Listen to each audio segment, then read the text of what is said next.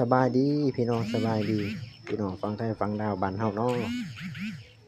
ตอนนี้มาบุญกับมาฮอดบ้านเกิดแล้วพี่น้อง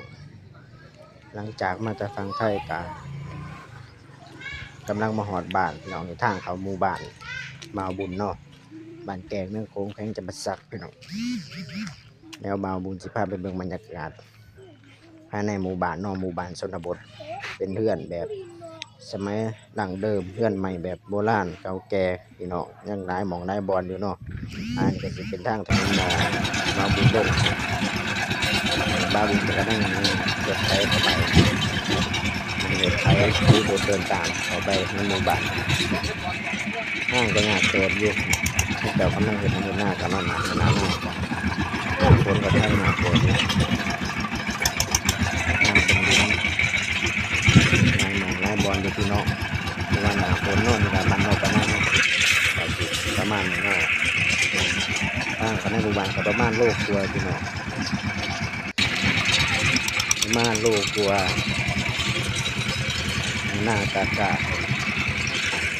ฝนตกมีได้ปีนี้พี่น้องงานฝนให้เป็นหน้าได้นอกปีนี้ใจสุดเขาในหมู่บ้านเลยหมู่บ้านริมราคาริมโค้งพี่น้องหมู่บ้านริมโค้งเป็นวัดก็เป็นในหมู่บ้านของนอกทางก็จะมีเป็นบางส่วนนั้นหน้ากากาหลังจากให้นาเรียบร้อยแล้วรถมาดำหน้ามาบุญลงมาจากกรุงเทพกับสิบดำให้ดำหน้านี่แหละพี่น้องหัวหน้าบาบุญกับสิลงมาทุกปีเนาะของฤดูกาลทำนาอันนี้ถนนภายในหมู่บ้านพี่น้องทางยางทางเดินในหมู่บ้านเนาะหน้าฝนก็สิไปยากลำบากน้อยนึงพี่น้องมันออกมาหน้าอันนี้เป็นเพื่อนใหม่แบบสมัยเก่าแก่พี่น้องมั่งมองมั่งบอลกับบ่มีได้พี่น้องหาเบิ่งยากเด้อแบบนี้ชุมชนชนบทดาวไตพี่น้องอยู่ลาวใต้เด้อพี่น้องเด้อ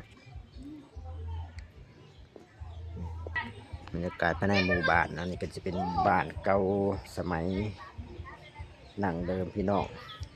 ริมทาในบ้านริมทาน้ำขึ้นแห้งขนาดพี่น้องปีนี้น้ำขึ้นไวคักกว่าน้ำโขงขึ้นไวขนาดเลยปีนี้ขอบคุณที่รับชมขอบคุณที่ตามด้วยพี่น้องเด้อบรรยากาศบ้านเฮาพี่น้องจะประมาณนี้เนาะมีความสุขแบบบ้านๆพี่น้อง